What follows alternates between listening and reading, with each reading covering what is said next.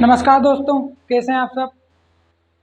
दोस्तों, पिछली दो क्लासेस से हम केवल यही जानने की कोशिश कर रहे हैं कि ये आर्य कौन है, ये कहाँ से आए हैं और भारत प्रवास का इनका कारण क्या है। दोस्तों, क्योंकि देश हमारा है, भारत एक देश है, कोई धर्मशाला तो नहीं है कि कोई भी आएगा और रहने लगेगा। अब क्योंकि दोस्तों उस समय हमारे पास कोई डिजिटल सोर्सेस नहीं थे, कोई कैमरास नहीं थे कि हमने कैमराओं को ओपन किया और हम ये चेक कर लें कि यहाँ से कोई हमारे देश में एंटर हुआ। कोई सैटेलाइट सिस्टम नहीं था।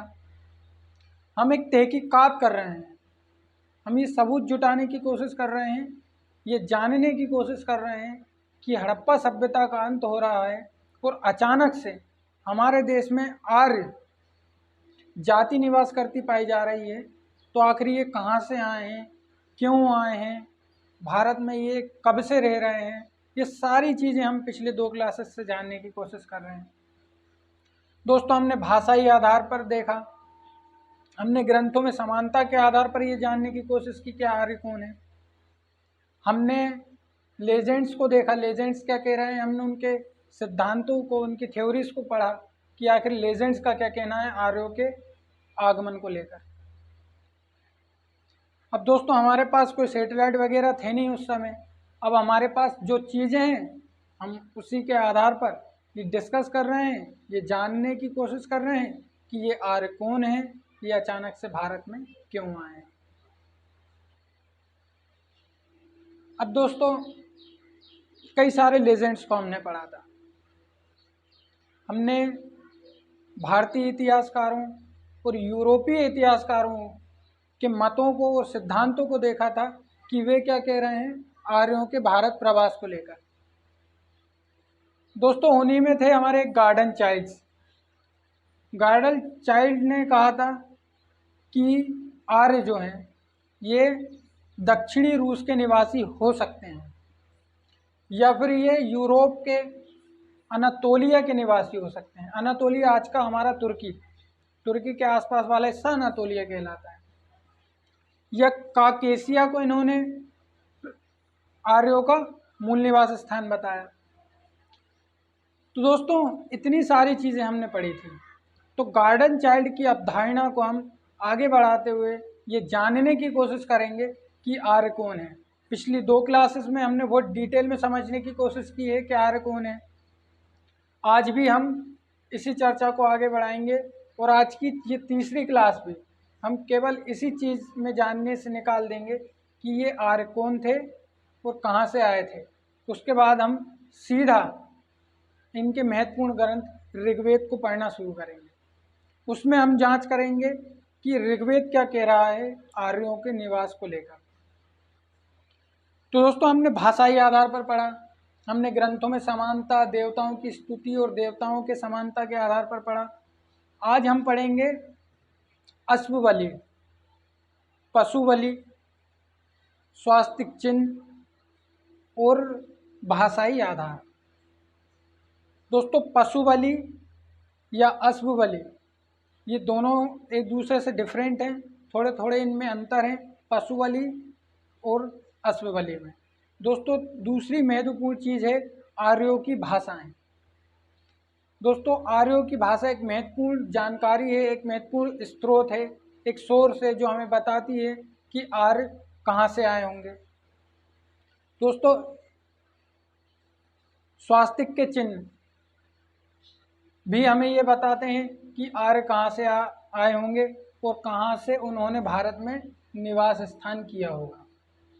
दोस्तों, इतने सारे सबूत हैं हमारे पास, इतनी सारी चीज़ें हैं जिसके आधार पर हम ये जांच कर रहे हैं, ये तहकीकात कर रहे हैं कि आर्य कौन है। दोस्तों, आज हम पढ़ेंगे पशु बलि।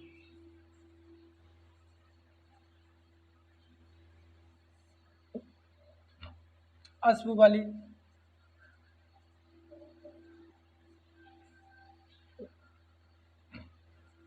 स्वास्तिक चिन्ह,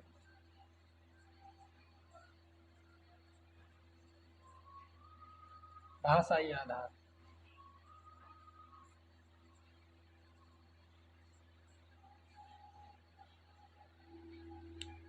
दोस्तों पशु बलि, अश्व बलि, स्वास्तिक चिन्ह और भाषाई आधार, इन 4 चीज़ों से आज हम ये जानने की कोशिश करेंगे कि आर्य कौन है, कहाँ से आए और भारत में इनके निवास का कारण क्या है। दोस्तों हम केवल अभी यही जानने की कोशिश कर रहे हैं कि आर्य कौन है। अभी हमने आर्यों को पढ़ना शुरू नहीं किया, केवल अभी हम आर्यों को जान रहे हैं, पहचान रहे हैं कि ये कौन है और कहाँ से आए होंगे। तो दोस्तों पहला महत्वपूर्ण टॉपिक है हमारा पशु बलि।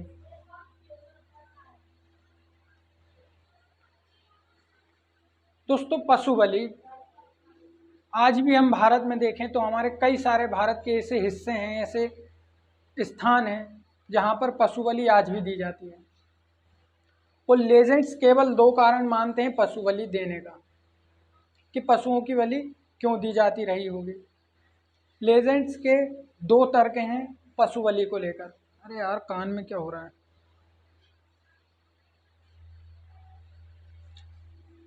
पशु बलि का बहुत बड़ा इतिहास है, लेकिन 2 महत्वपूर्ण कारण जो है लेजेंड्स विद्वान हमें बताते हैं।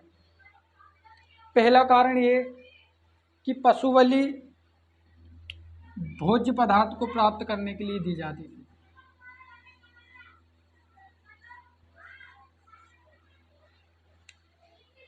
कि आर्य या कई जनजाति कबीले जो पशु बलि दिया करते थे वो भोज्य पदार्थ के लिए दिया करते थे, खाने के लिए दिया करते थे।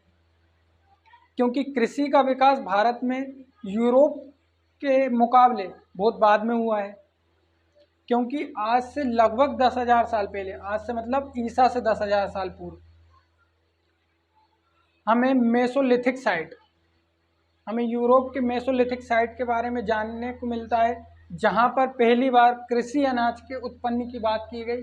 और उसके बाद धीरे धीरे करके ये चीज़ मध्य एशिया से दक्षिण एशिया फिर भारत तक पहुँची। और हड़प्पा युग में मेहरगढ़ में पहली बार हमें कृषि के साक्ष्य मिले। तो दोस्तों ये सारी चीज़ें हमें देखने को मिली। तो पहले लोग पशुओं को पालते थे और पशुओं से ही ये अपना भोजन जो है प्राप्त करते थे, इसीलिए पशु बलि ये लोग देते होंगे। और इस आधार पर हम आर्यों को भी जानेंगे कि क्या आर्यों में पशु बलि प्रचलित थी। तो दोस्तों 100% आर्यों में पशु बलि दी जाती थी। दोस्तों दक्षिणी रूस में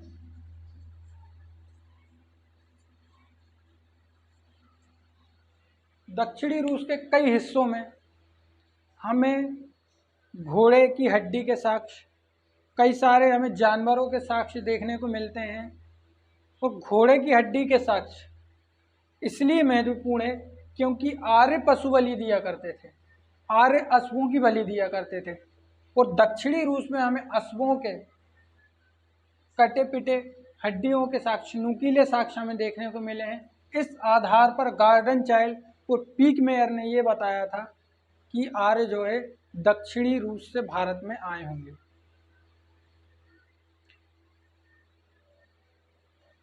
दोस्तों दक्षिणी रूस को इसलिए आर्यों का मूल निवास स्थान पीक मेयर और गार्डन चाइल्ड ने बताया। दोस्तों पशु बलि आर्यों में दी जाती थी, कारण केवल 2 ही थे। पहला कारण था भोज्य पदार्थ, दूसरा कारण पशु बलि देने का दूसरा कारण बताया जाता है कि इस जन्म को लेकर अगले जन्म के लिए प्रार्थना है। यानी कि अपने इस जन्म में कुछ ऐसे शुभ काम करना, कुछ ऐसे कार्यों को करना ताकि हमारा अगला जन्म सुधर जाए। आज भी आप देखते होंगे कई सारे जगहों पर ऐसे अनुष्ठान करवाए जाते हैं ब्राह्मणों द्वारा, पंडितों द्वारा, कि आपके पिछले जन्म के पाप मिट जाएंगे, आपके इस जन्म के पाप मिट जाएंगे, आपका आने वाला जन्म अच्छा होगा। आप देखें कि श्राद्ध करवाया जाता है, पिंडदान करवाए जाते हैं, कई सारी चीज़ें हमारे भारत में इस प्रकार की प्रचलन में है। ऐसे ही उस समय पशु बलि देकर भगवान से ये प्रार्थना की जाती थी कि हमारे इस जन्म में हमसे जो भी पाप हुए हैं, जो भी हमसे गलतियाँ हुई हैं, उन्हें माफ़ करके हमारे अगले जन्म में हमें एक अच्छे इंसान के रूप में धरती पर भेजना या हमें एक अच्छा इंसान बनने का मौका देना। तो दोस्तों दूसरा कारण था अगले जन्म में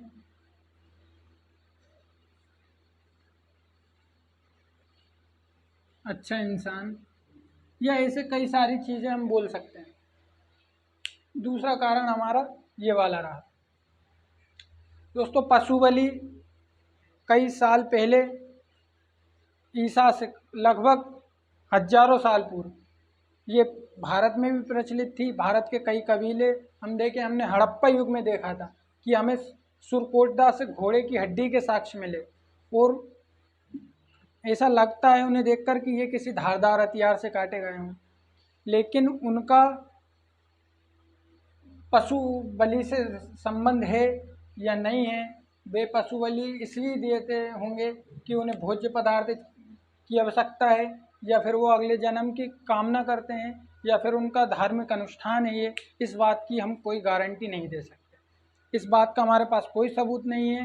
केवल हमें आर्यों के आगमन के बाद हम देखें कि ऋग्वेद के 10वें मंडल के या 10वीं किताब के पूरे 2 श्लोक हमें अश्व बलि के लिए देखने को मिलते हैं, और ये एक बहुत महत्वपूर्ण आर्य अनुष्ठान हुआ करता था।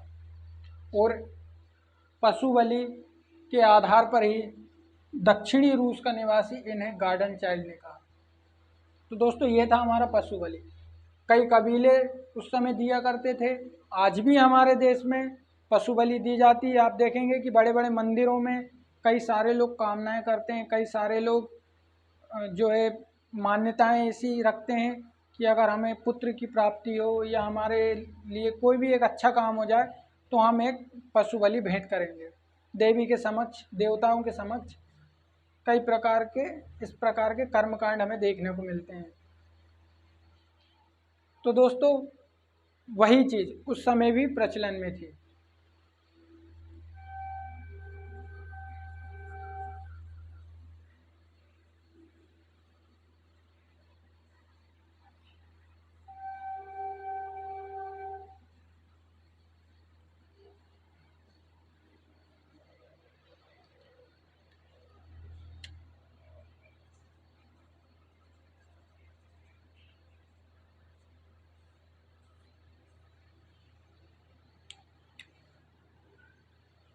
दोस्तों अश्व बलि, पशु बलि और अश्व बलि में थोड़ा सा अंतर है। पशु बलि में कई सारे हमारे जानवर आते हैं, कई सारे हमारे पशु आते हैं। हम देखेंगे कि गायों की भी बलि दी जाती थी।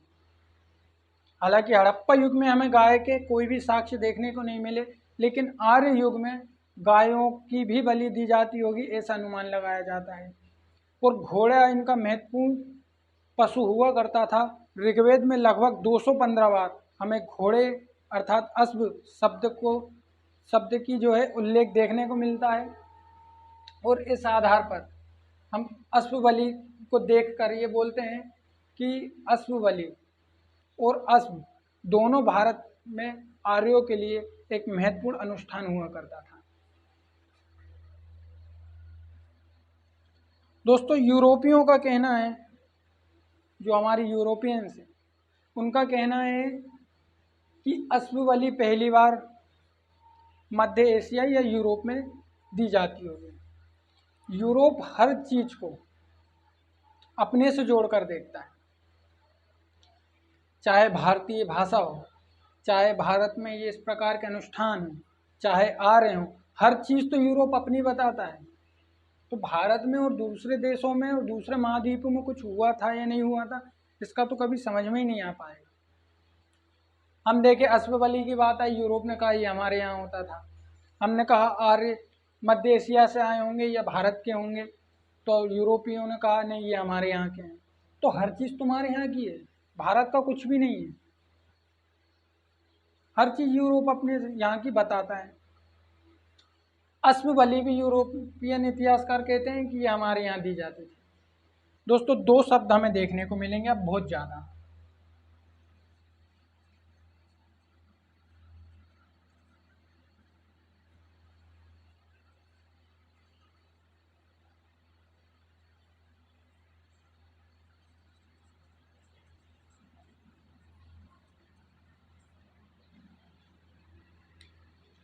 दोस्तों भारोपीय, इंडो यूरोपीय या हिंद यूरोपीय, ये तीनों चीज़ एक हैं, इसमें कोई अंतर नहीं है। भारोपीय का अर्थ है भारत प्लस यूरोप।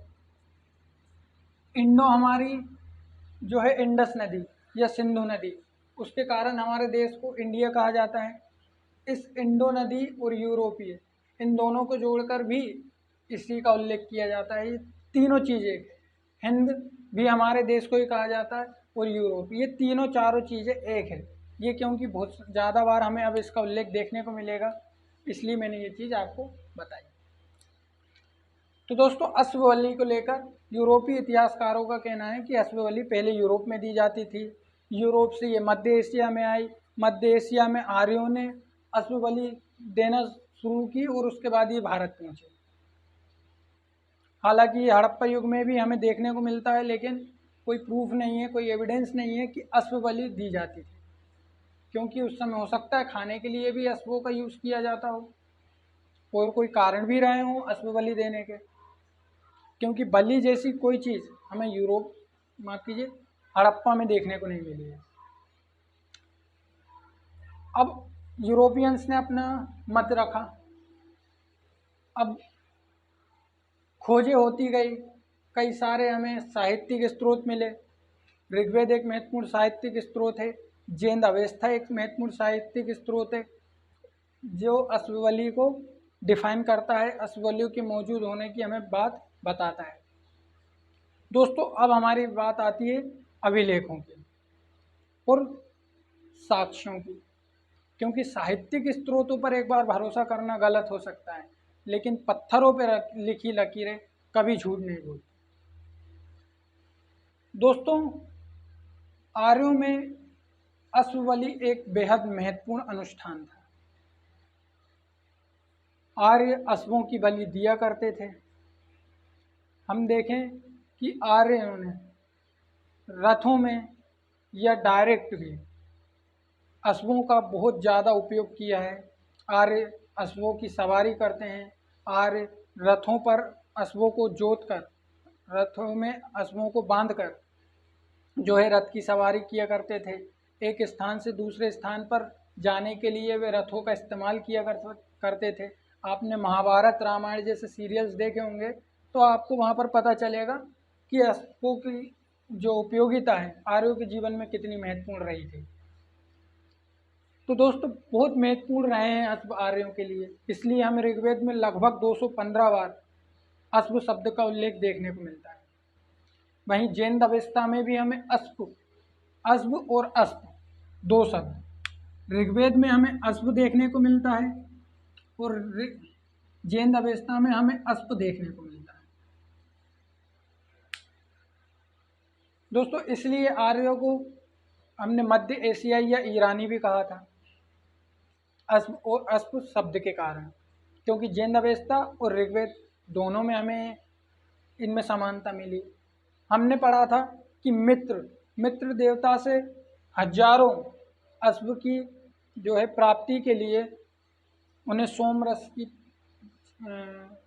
लालच देकर, सोमरस का जो है भोग लगाकर मित्र देवता से अश्वों की मांग की है। आर्यों ने हजारों अश्वों को मांगा है और अश्व बलि भी इनके उसमें प्रचलित रही। अब अश्व बलि को लेकर भारतीय इतिहासकारों का क्या कहना है? भारतीय इतिहासकारों का ये मानना है कि अश्व बलि हमारे यहाँ हड़प्पा युग से चालू है, हड़प्पा युग से अश्व बलि दी जा रही है, लेकिन कोई साक्ष्य नहीं है, कोई भी हमारे पास एविडेंस नहीं है, ना कोई हमारे पास साहित्यिक स्रोत है और ना ही कोई हमारे पास अभिलेखीय स्रोत है कि हड़प्पा युग में अश्व बलि दी जाती थी। लेकिन आर्यों को लेकर ये बताया जाता है कि ऋग्वेद में दो महत्वपूर्ण श्लोक ऋग्वेद के 10वें मंडल में हमें अश्व बलि से संबंधित देखने को मिलते हैं। अश्व शब्द हमें 215 बार देखने को मिलता है। ऋग्वेद और जैन अवेस्ता ग्रंथ दोनों में हमें अश्व बलि देखने को मिलती है और अश्व बलि के साक्ष्य हमें दक्षिणी यूरोप से बहुत ज़्यादा बहुलता में देखने को मिले। बहुत ज़्यादा हमें दक्षिणी रूस में, आप मैप पर देखें, आपको दक्षिणी रूस में समझ में आएगा कि किस प्रकार हमें अश्वों के हड्डियाँ, रथों के साक्ष्य, कई सारे रथ हमें देखने को मिले हैं उस स्थान पर, जब यूक्रेन और अनातोलिया, मितानी, काकेशिया, दक्षिणी रूस, इन सारे हिस्सों पर जब उत्खनन हुआ, इनमें गार्डन चाइल्ड शामिल थे। गार्डन चाइल्ड ऑस्ट्रेलिया के थे, लेकिन उन्हें उत्खननकर्ता का कार्य सौंपा गया और उन्होंने यूरोप में अनातोलिया में खुदाई की। अनातोलिया में उन्होंने जिस प्रकार भारत में हड़प्पा की खोज हमारे यहाँ राखलदास बनर्जी ने उसका उत्खनन किया, उसी तरह गार्डन चाइल्ड ने यूरोप में अनातोलिया के पास उत्खनन किया। कई सारी वहाँ पर हमें हड्डियों के साक्ष्य देखने के मिले, घोड़ों की हड्डियों के साक्ष्य देखने को मिले, कई सारे रथों के साक्ष्य मिले। इसलिए यूरोपियों का ये भी कहना है कि पहली बार रथ भी यूरोप में बने, पहली बार रथ भी यूरोप में ही चालू हुए इस्तेमाल होना। स्पोक वाले पहिए, ये अपने रथों में स्पोक वाले पहिए लगाया करते हैं, इस प्रकार वाले पहिए।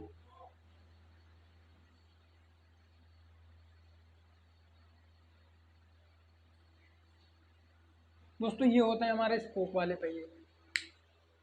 ये भी हमें दक्षिणी रूस, यूक्रेन, अनातोलिया, मितानी, काकेशिया, इन सारी जगहों पर देखने को मिले हैं। इसलिए आर्यों को काकेशिया का मूल निवास स्थानीय, या फिर अनातोलिया का मूल निवास स्थानीय, या इन्हें यूरोप का मूल निवास स्थानीय, ये सब भी बताया जाता है। घोड़े की हड्डी के साक्ष्य, अश्वबलि के साक्ष्य, रथों के साक्ष्य, ये सारी चीज़ें हमें काकेशिया, दक्षिणी रूस, अनातोलिया, मितानी, इन सारे स्थानों से देखने को मिले हैं। इसलिए आर्यों को मध्य एशियाई, यूरेशियाई, अनातोलियाई, ये सारी जनजातियाँ बताया जाता है आर्यों को कि आर्य इस स्थान से आए होंगे। तो दोस्तों ये था हमारा पशु बलि और अश्व बलि। इन दो महत्वपूर्ण साक्ष्यों के आधार पर भी हमने आर्यों को समझने की कोशिश की कि आर्य कौन है और भारत में कहाँ से आए। दोस्तों हमने ग्रंथ के आधार पर पढ़ा था, तब हमने आर्यों को ईरानी बताया था, आर्यों को हमने मध्य एशियाई बताया था। हमने भाषाई आधार पढ़ा, तब भी हमने आर्यों को मध्य एशियाई बताया। हमने बोगच कोई अभिलेख के बारे में पढ़ा, तब भी हमने उन्हें मध्य एशियाई स्वीकार किया। आज हमने अश्व बलि और पशु बलि पढ़ा, तब भी हम आर्यों को भारोपीय अर्थात यूरोपीय या फिर मध्य एशियाई स्वीकार कर सकते हैं, क्योंकि हमारे पास इतने सारे साक्ष्य मौजूद हैं। भारत में एक भी अभिलेख आर्यों को भारतीय सिद्ध नहीं करता, एक भी ग्रंथ आर्यों को भारतीय सिद्ध नहीं करता। आर्यों के प्रमुख 4 वेद भी आर्यों को भारतीय सिद्ध नहीं करते, वे आर्यों को यूरोपीय सिद्ध करते हैं, मध्य एशियाई सिद्ध करते हैं। दोस्तों यही थी गार्डन चाइल्ड की अवधारणा कि आर्य काकेशिया, अनातोलिया या फिर मध्य एशियाई के मूल निवास स्थानीय हो सकते हैं। अश्व बलि, पशु बलि दक्षिणी रूस में की गई खुदाई, अनातोलिया में की गई खुदाई, रथों के साक्ष्य, स्पोक वाले पहिए, ये सारी चीज़ें जो है गार्डन चाइल्ड ने उत्खनन में देखी और उन्होंने आर्यों को काकेशिया या अनातोलिया या फिर मध्य एशिया का मूल निवास स्थानीय बताया। दोस्तों ये थी हमारी अश्व बलि और पशु बलि। अश्व बलि के 2 महत्वपूर्ण कारण थे। पहला कारण था अश्व बलि का कि भोज्य पदार्थ के लिए ये अश्व बलि दिया करते होंगे, या फिर ये जो है अगले जन्म की कामना के लिए अश्वों की बलि दिया करते होंगे।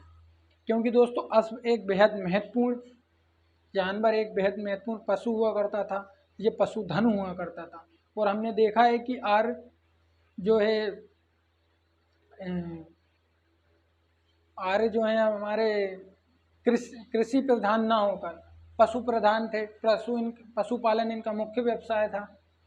इसलिए इन्होंने बाद में घोड़े की बलि को बंद कर दिया और घोड़ों को और ज़्यादा उपयोग में ये लेने लगे। दोस्तों तीसरी चीज हमारी आती है स्वास्तिक चिन्ह।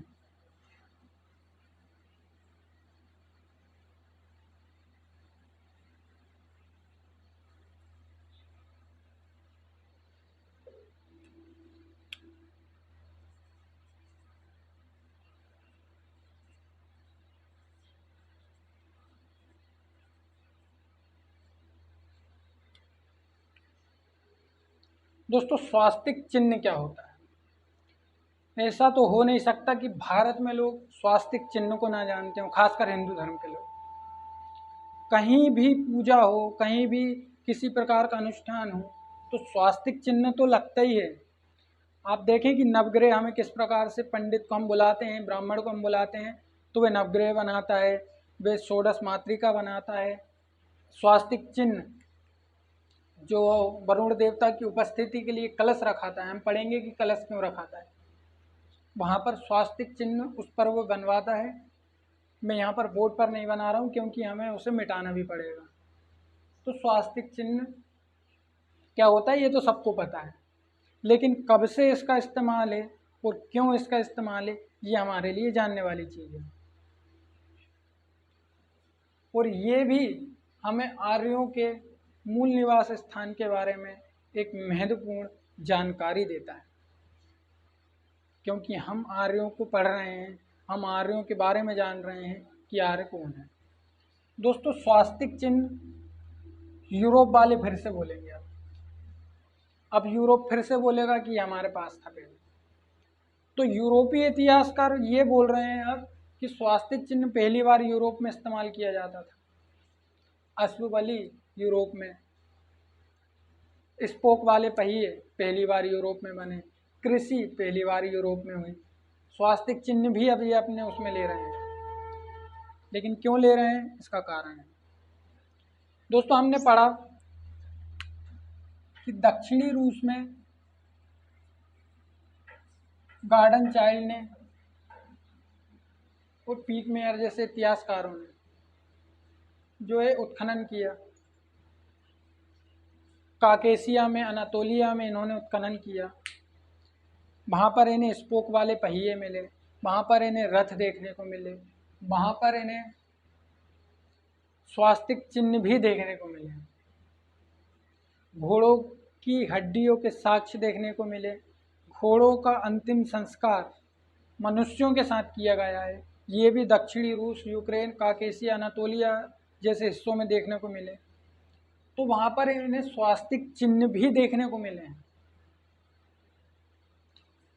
अब सारी चीज़ें आर्यों को भारत के बाहर का होने का अंदेशा जताती हैं, क्योंकि सारी चीज़ें तो हमें भारत से बाहर की आर्यों की देखने को मिल रही है। पशुपालन हो, चाहे आर्यों के रथ हों, चाहे आर्यों के पहिए हों, चाहे आर्यों के स्वास्तिक चिन्ह हों, चाहे आर्यों के ग्रंथ हों, ये सारी चीज़ें तो हमें भारत से बाहर देखने को मिल रही है। भारत में एक भी चीज़ हमें ऐसी देखने को नहीं मिलती आर्यों की कि हमें कोई स्वास्तिक चिन्ह मिला हो। हमें हड़प्पा युग में स्वास्तिक के चिन्ह मिले हैं, लेकिन हड़प्पा युग के स्वास्तिक के चिन्ह और इस समय स्वास्तिक के चिन्ह में थोड़ा परिवर्तन है। ये समबाहु त्रिभुज का क्रॉस हुआ करता है, समबाहु त्रिभुज का क्रॉस हुआ करता है। आगे चल के इसमें डेवलपमेंट हुआ और इसमें भी थोड़ा सा परिवर्तन हमें वैदिक काल में देखने को मिला।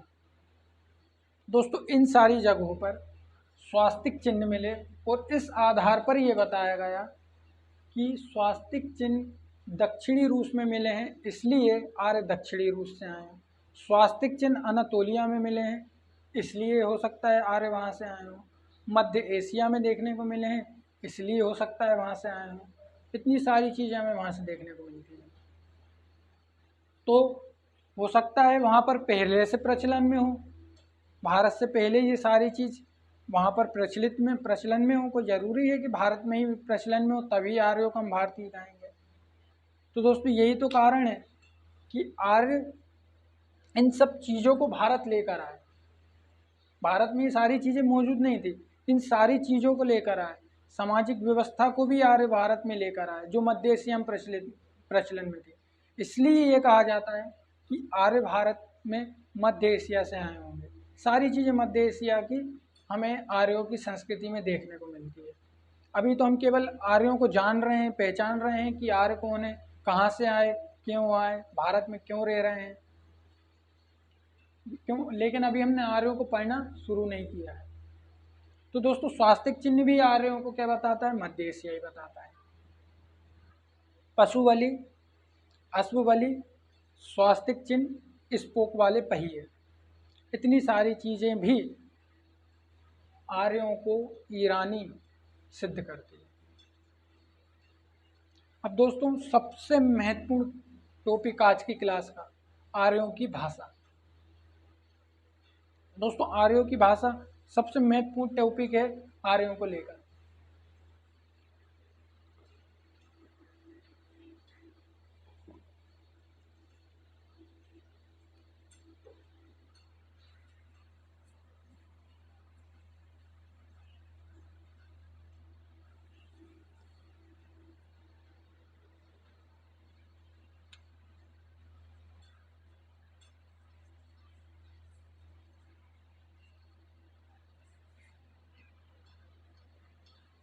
दोस्तों आर्यों की भाषा एक बेहद महत्वपूर्ण स्रोत है आर्यों के बारे में जानकारी प्राप्त करने के लिए।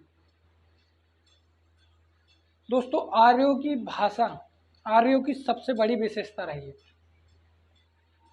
आर्यों की भाषा आर्यों की सबसे बड़ी विशेषता रही है। क्यों रही? क्योंकि दोस्तों हम भाषा को देखें, भाषा एक बहुत व्यापक विषय है हमारे लिए पढ़ने के लिए। अगर हम केवल भाषा को ही पढ़ें तो हमें लगभग सालों लग जाएंगे भाषा को जानने के लिए। भाषा कोई छोटा सा विषय तो है नहीं कि भाषा भाष धातु से बना है, भाषा अभिव्यक्ति का माध्यम होता है, केवल इतनी सी चीज़ भाषा नहीं है। अगर हम आज की हिंदी को ही पढ़ें तो हमें बहुत टाइम लग जाएगा। बहुत व्यापक विषय है भाषा।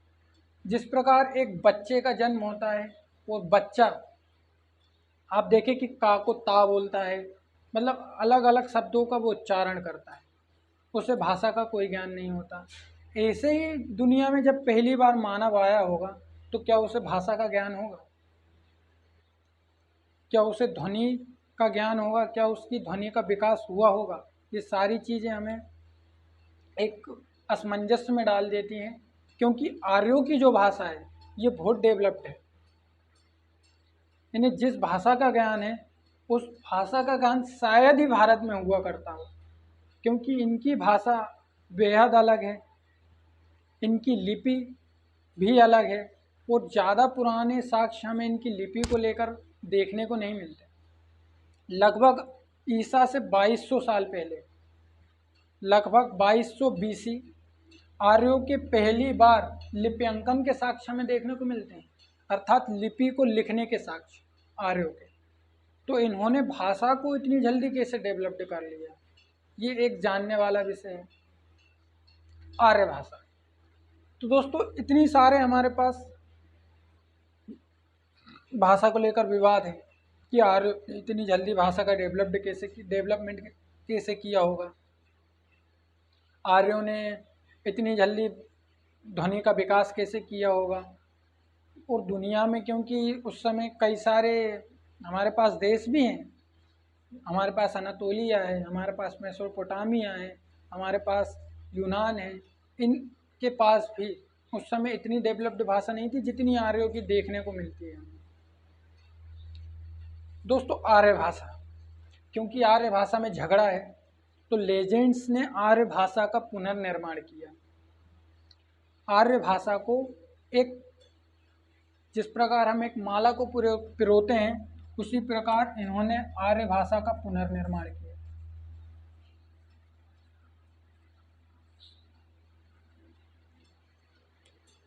इन्होंने भाषा का पुनर्निर्माण किया और भाषा को दो हिस्सों में बांट दिया। मान लीजिए ये हमारा मैप है, ये हमारे विश्व का मैप है, ये हमारी पूरी दुनिया का मैप है। यहाँ पर अमेरिका, दक्षिण अमेरिका, यूरोप, एशिया, ऑस्ट्रेलिया और ये अंटार्कटिका। ये 7 महाद्वीपों की हमारी दुनिया है। तो भाषा के जो एक्सपर्ट्स हैं, जो लैंग्वेज एक्सपर्ट्स हैं, आर्य भाषा के कारण उन्हें दुनिया को 2 हिस्सों में बांटना पड़ रहा है। ये दुनिया को उन्होंने 2 हिस्सों में बांटा। बहुत ज़्यादा डिटेल में समझने वाली चीज़ है। ये उन्होंने पश्चिमी हिस्सा बताया और ये हो गया पूर्वी हिस्सा।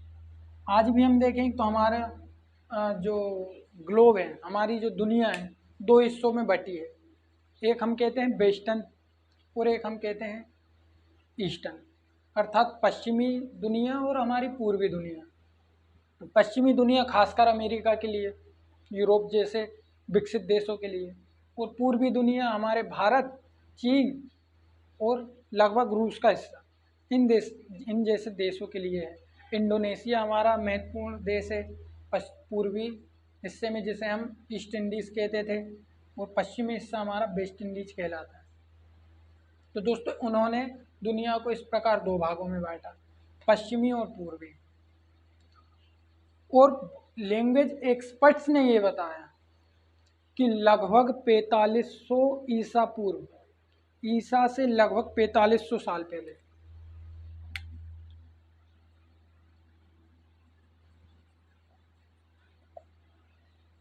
यानी कि 0 से लगभग 4500 साल पहले, पूर्वी भाषा में रहने वाले लोग, अर्थात पूर्व में जो लोग रहते थे, उनमें ध्वनि का विकास हुआ। अब ये बात कैसे समझ में आया? क्या यहाँ के लोग पहले कुछ भी नहीं बोलते होंगे? कुछ तो बोलते होंगे। एक बच्चे का जन्म होता है तो बच्चा भी रोता होगा, तो इन्हें कुछ तो नॉलेज होगा भाषा ध्वनि के बारे में, ये कुछ तो बोलते होंगे। तो इन्होंने बताया, लैंग्वेज एक्सपर्ट्स ने, कि ईसा से 4500 साल पहले जो हमारी पूर्वी दुनिया है, जो हमारी ईस्ट इंडीज़ वाली दुनिया है, यहाँ पर 4500 साल पहले लैंग्वेज का, अर्थात ध्वनि का विकास हुआ, डेवलपमेंट हुआ। और उन्होंने इसे प्रोटो इंडो ईरानी, ये वाला नाम दिया, प्रोटो इंडो ईरानी। लैंग्वेज एक्सपर्ट्स ने लैंग्वेज का पुनर्निर्माण किया। उन्होंने दुनिया को 2 भागों में बांटा, पश्चिमी और पूर्वी। और उन्होंने ये बताया कि लगभग 4500 BC जो है, यहाँ के लोगों में ध्वनि का विकास हुआ, ध्वनि का डेवलपमेंट हुआ, और इन्होंने इसे नाम दिया प्रोटो इंडो ईरानी। और प्रोटो इंडो ईरानी को इन्होंने प्रोटो भारोपीय भाषा,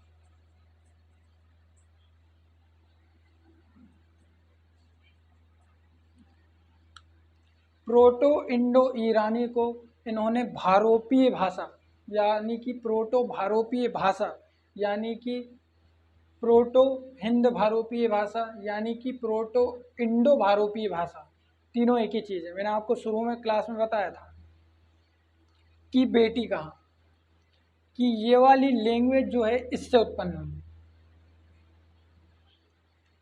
प्रोटो का अर्थ होता है आदि या पहले या सबसे पहले, और भारोपियों का अर्थ क्या होता है?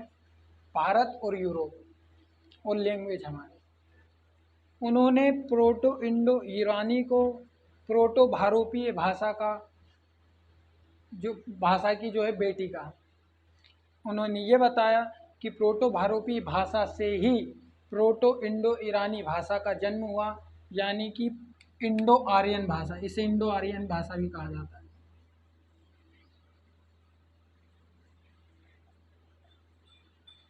इस भाषा का जन्म हुआ, इस भाषा का विकास हुआ, और यही भाषा आर्यों की है। यही आर्यों की भाषा है। अब ये बहुत अतिशयोक्ति लगती है यूरोप को देखकर। यूरोप हर चीज़ को अपना बताता है। उन्हें ऐसा लगता है कि दुनिया में उन्होंने ही विकास किया और किसी ने विकास ही नहीं किया। तो ये था हमारा प्रोटो भारोपीय भाषा को उन्होंने प्रोटो इंडो ईरानी भाषा में बांट दिया। इस प्रकार से बांटा और ये कहा कि प्रोटो इंडो ईरानी भाषा प्रोटो भारोपीय भाषा की बेटी है, यानी कि उसने इससे जन्म लिया है।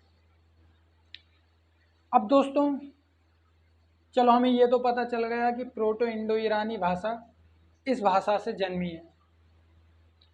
सबूत, एविडेंस कैसे मान लें, ये सारी चीज़ें भी तो हमें पता हो। ऐसे कैसे मान लें, कोई कुछ भी हमें उठा के कह देगा और हम मान लेंगे, ऐसा थोड़ी होता है।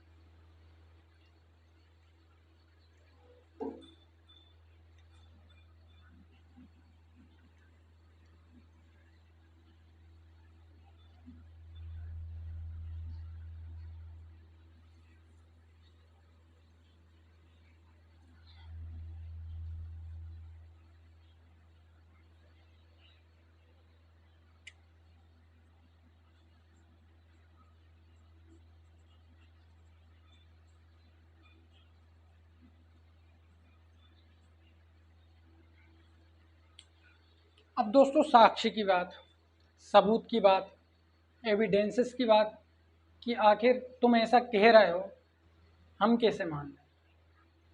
तो दोस्तों अब सबूत पेश किए जाएंगे, सारे गवाह पेश किए जाएंगे।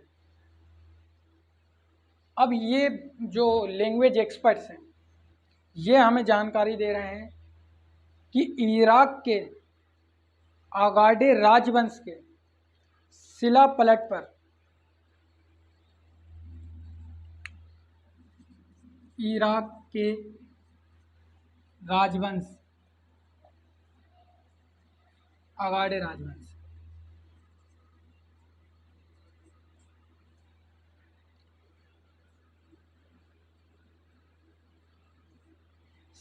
इराक के आगाडे राजवंश के शिला पटल पर हमें पहली बार इंडो ईरानी भाषा या इंडो आर्यन भाषा के लिप्यंकन के साक्ष्य मिलते हैं। इराक के आगाडे राजवंश के शिला पटल पर पहली बार हमें इंडो आर्य भाषा देखने को मिली है। वहाँ पर हमारे दो अभिलेख अरिसेना और सोमसेना, अरिसेना और सोमसेना अभिलेख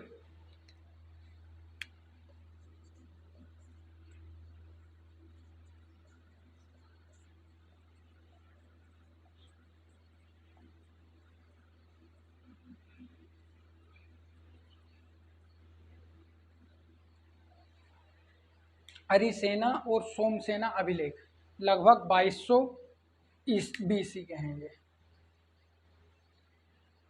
लगभग 2200 BC के हैं। ये इन पर पहली बार प्रोटो इंडो ईरानी भाषा के हमें साक्ष्य मिले। तो ये तो अब सिद्धि हो गया कि आर्य जो है ईरान या इराक के निवासी, ये भारतीय नहीं है, क्योंकि भाषा ने हमें ये क्लियर ही कर दिया। क्योंकि आर्यों की पहली बार भाषा में कहाँ, हम यहाँ इंडिया में रहते हैं, हमने इंडिया में पहली बार भाषा सीखी। हम यहाँ से अगर अमेरिका चले जाएं तब भी हमारी भाषा हिंदी रहेगी, लेकिन हम अमेरिका में पैदा हों और हम भले भारतीय मूल के व्यक्ति हों, हमारी भाषा में थोड़ा सा तो परिवर्तन आ जाएगा। लेकिन इराक के आगाडे राजवंश के शिला पटल पर अरिसेना और सोमसेना अभिलेख 2200 ईसा पूर्व ये सिद्ध करते हैं कि आर्य ईरान से भारत में एंटर कर रहे हैं। आर्यों ने ईरान से भारत में एंट्री ली है। ये भाषा ही अभिलेख हमें देखने को मिले हैं आर्यों को लेकर, अरिसेना और सोमसेना। दोस्तों ये थी हमारी पूर्वी शाखा, लैंग्वेज एक्सपर्ट्स ने पूर्वी शाखा में हमें इतनी सारी चीज़ देखने को मिली। दोस्तों अब पश्चिमी शाखा का क्या, क्योंकि हमें तो हमारा भारत पढ़ना है, भारतीय इतिहास पढ़ना है, हमें पश्चिमी शाखा से मतलब नहीं है, लेकिन हम पश्चिमी शाखा के बारे में भी थोड़ी सी जानकारी लें। दोस्तों पश्चिमी शाखा का क्या कहना है? पश्चिमी शाखा में अनातोलिया, मितानी, काकेशिया, मध्य एशिया का पूरा यूरोप वाला भाग, यूरोप साइड का जो एशिया है उस वाले भाग में कई ऐसे अभिलेख मिले हैं जहाँ पर हमारे प्रोटो इंडो ईरानी भाषा के साक्ष्य हमें देखने को मिले हैं, लेकिन बहुत कम संख्या में, क्योंकि आर्यों ने भारत की ओर कूच की। आर्यों ने मध्य एशिया से दक्षिण एशिया में निवास करने के लिए कूच की। अगर वो यूरोप की तरफ गए होते तो हमें वहाँ पर भी उनके साक्ष्य देखने को मिलते, बहुत ज़्यादा संख्या में देखने को मिलते, लेकिन वहाँ देखने को नहीं मिले। दोस्तों अनातोलिया के हित्ती अभिलेख पश्चिमी शाखा में भाषा के विकास को दर्शाते हैं। अनातोलिया के हित्ती अभिलेख लगभग ये हमें 1900 से 1700 ईस्वी पूर्व के देखने को मिलते हैं। 1900 से 1700 ईसा पूर्व की अनातोलिया के हित्ती अभिलेख में पश्चिमी भाषा का विकास हुआ होगा।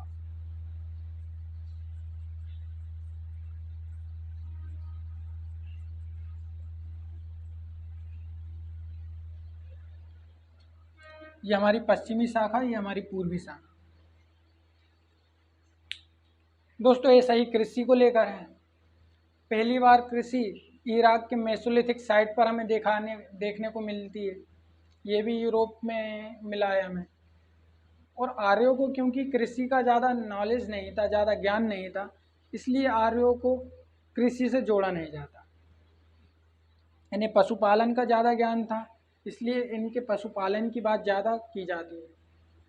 दोस्तों ये था हमारा भाषाई आधार। हमने पहली क्लास में पढ़ा था ग्रंथ में समानता। ग्रंथ में समानता ने दर्शाया कि आर्य ईरानी। उसके बाद हमने पढ़ा घोड़ों की बलि, अश्व बलि, स्वास्तिक चिन्ह, स्पोक वाले पहिए। इन सारी चीज़ों ने भी आर्यों को ईरानी सिद्ध किया।